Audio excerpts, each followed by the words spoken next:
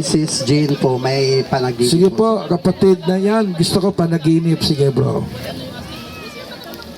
Ako daw magsalita, bro. Sige po. Sabi niya po, bro, naginip siya ng iba't ibang kulay.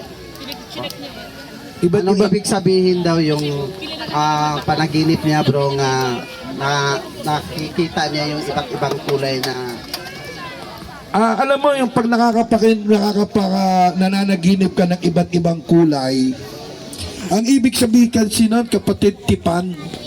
Alam mo yung siban, tipan. Covenant o pakikipagkaisa. Kasi alam mo bro, no, yung tipan ng Diyos kay Noe, naalala mo yun, Sister Che? Yung rainbow, iba-iba kulay. Kaya ang unawa ko, pag nananaginip ka po ng iba't ibang kulay, parang inaano ka ng Diyos na makipagtipan ka, katulad ni Noah. Na tayo, meron tayong bagong tipan.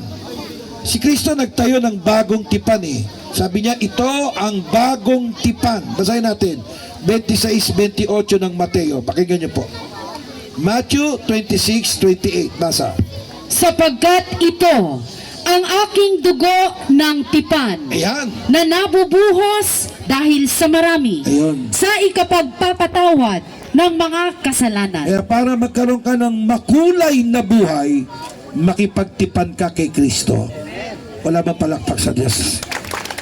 Magiging makulay ang buhay mo kapag nakipag-isa ka kay Kristo. Full of joy, full of happiness, at meron kang full of peace. Shalom. Sabi niyo nga, shalom. Shalom. Palakpakan nun natin ang ibig sabihin ng panaginip. Kaya magtuloy-tuloy ka sa Bible Forum Church of God. Palakpakan po natin. Maraming salamat. Next.